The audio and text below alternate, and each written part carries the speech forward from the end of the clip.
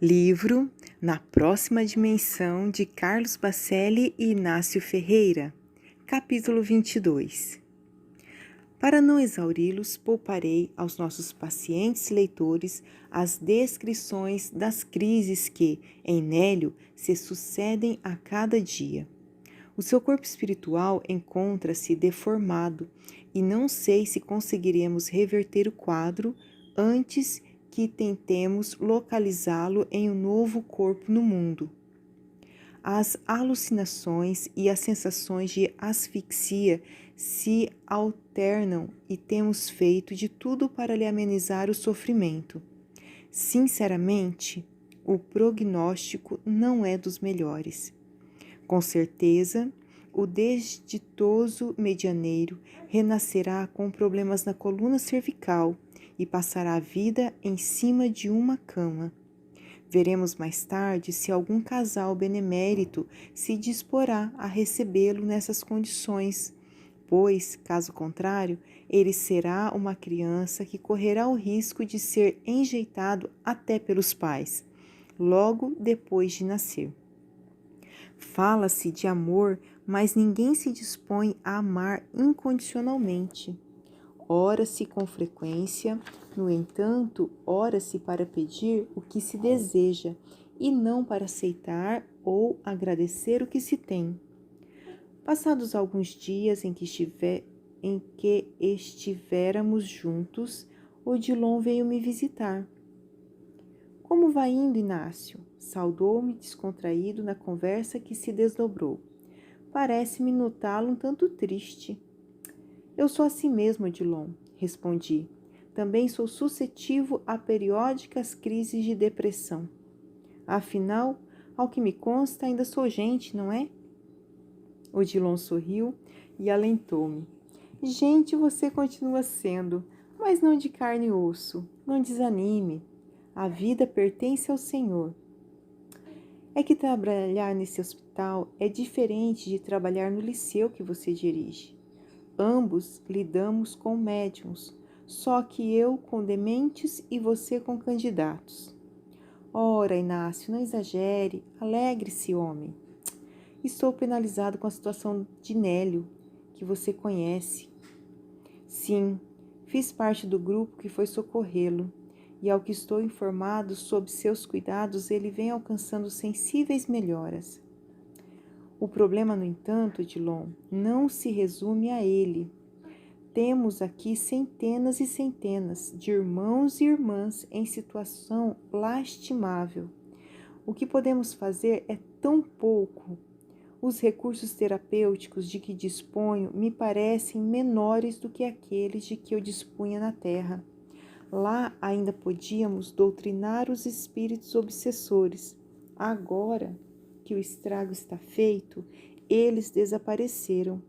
O nosso confronto é com o próprio doente que perdeu a vontade de colaborar. Por vezes tenho vontade até de me aliar a eles e delirar pela eternidade. Ânimo e coragem, meu velho. Em meus espinhos há muitas rosas. Eu também me preocupo com os jovens candidatos a médiuns no mundo.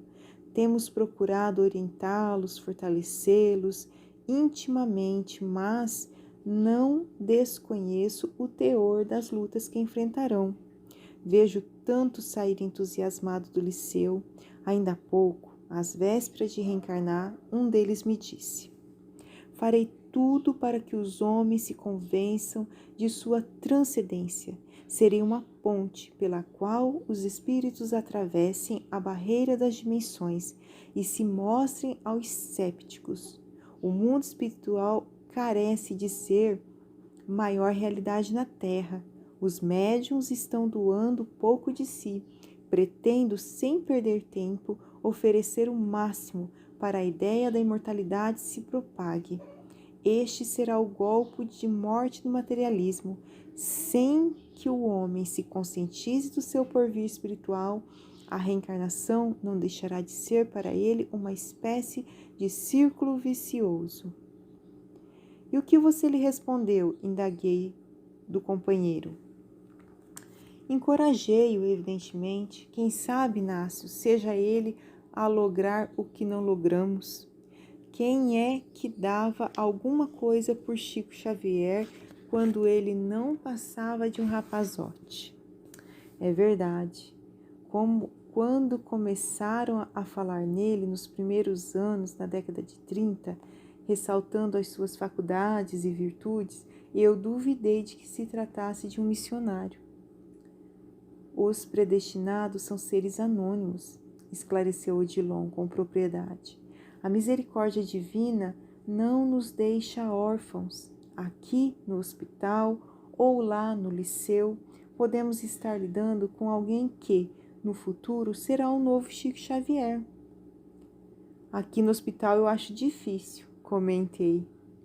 Ainda bem que você não disse impossível. Os médiuns que hoje se perturbam serão os medianeiros, não perturbados de amanhã. Equilíbrio e discernimento são conquistas gradativas. Aliás, Inácio, eu vim visitá-lo e, ao mesmo tempo, formular a você um convite. Amanhã, no liceu, teremos a presença de elevado mensageiro que nos dirigirá a palavra. Seria interessante que você e Manuel Roberto comparecessem. Estaremos a esperá-los. Sem dúvida que lá estaremos e desde já agradeço a você a oportunidade. O mensageiro ao qual me refiro se materializará em nosso meio para nos dirigir a palavra diretamente. Trata-se de algum conhecido? Perguntei. Nem nosso e nem dos nossos irmãos encarnados. Portanto, o nome com que ele se nos identifique, pouca importância terá. De que plano ele procede? Daquele que nos é imediato? Não, um pouco mais acima.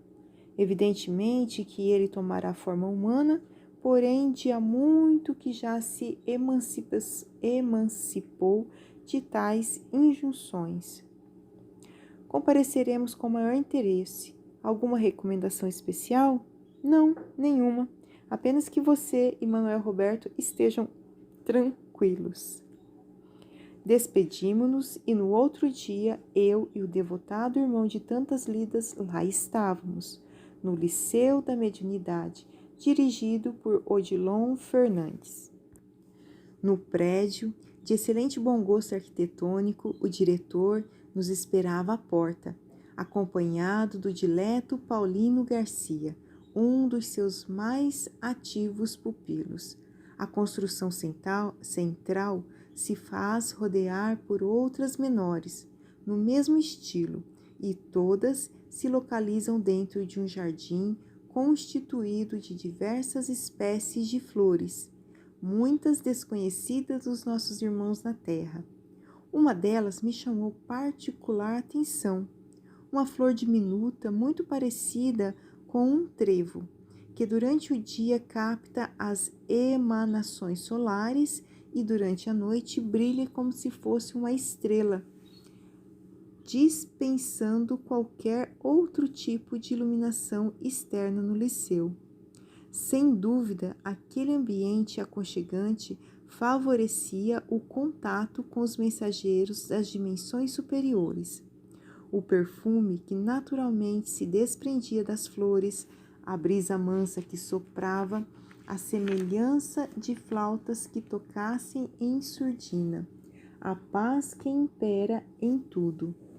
Odilon, sempre pontual e organizado, conduziu-nos a um amplo salão na intimidade do prédio, onde aproximadamente 2 dezenas de estagiários se encontravam no mais absoluto silêncio. O mensageiro que se manifestará, esclareceu, dispensa o concurso das energias ectoplásmicas mais sutis que lhe possamos ceder. Ele se tangibilizará aos nossos olhos apenas o suficiente para que possamos vê-lo e ouvi-lo. É evidente que a sua materialização quintessenciada seria dispensável. Poderíamos tão somente escutá-lo em sua preleção.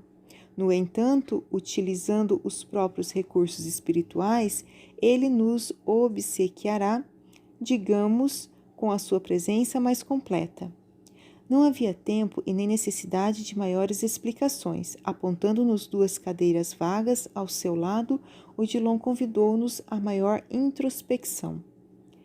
Não se passaram do que 5 minutos, segundo pude cronometrar, tomando como referência a nossa antiga medida de tempo no mundo, e quase invisível ponto luminoso começou, vagarosamente, a se adensar em meio à tênue neblina. Difícil encontrar as palavras corretas para descrever a sublimidade do fenômeno e, sobretudo, tentar transmitir tais imagens ao cérebro do médium, de que me valho nesse instante, pois em seus arquivos mnemônicos, aos quais recorro, não existe nenhuma possibilidade imaginativa a respeito. Os efeitos especiais dos filmes de ficção científica lembram palidamente o que estava acontecendo diante dos meus olhos maravilhados.